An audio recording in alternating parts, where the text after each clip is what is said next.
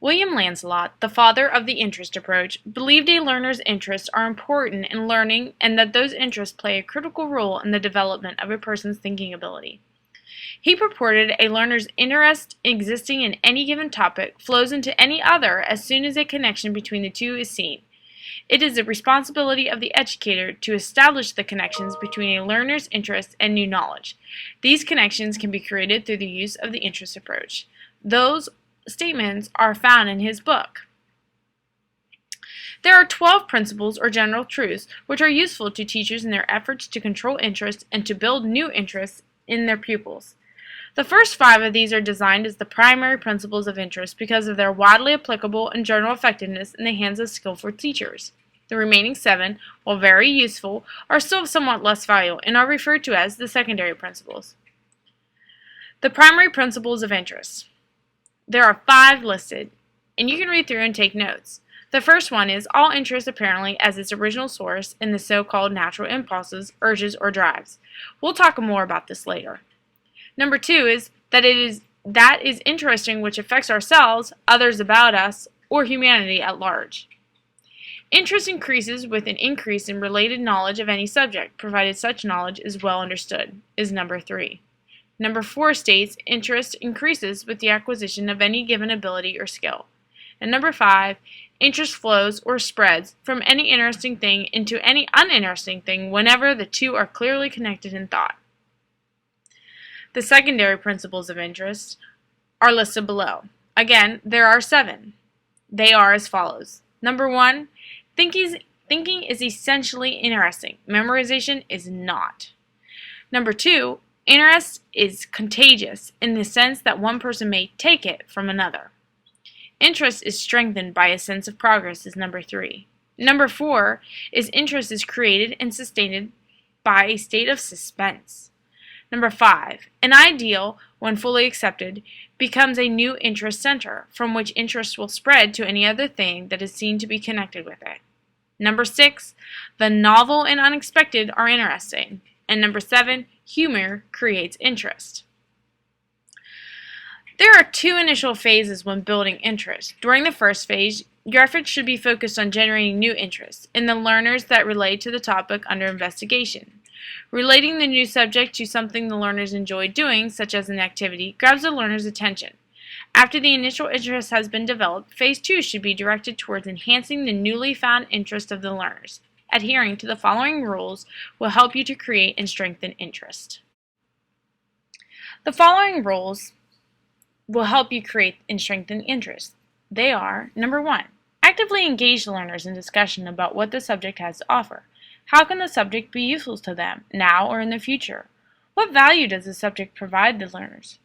Number 2, concurrently establish clear relationships between the new subject and related areas of knowledge and activities. For example, you could relate aerodynamics to constructing a paper airplane. In this way, you would be establishing a connection between something the learner already understands and a new topic. Number 3, describe the new skills and abilities the learners will acquire through learning the new subject. Be sure to establish a strong desire or feeling of need in the learners. For phase 2, enhancing interest, here are some rules you can follow.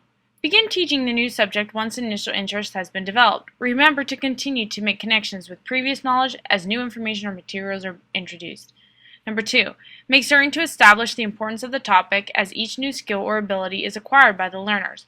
Learners will not be able to recall the new skills learned if a connection is not made between previous knowledge or experience and the current subject.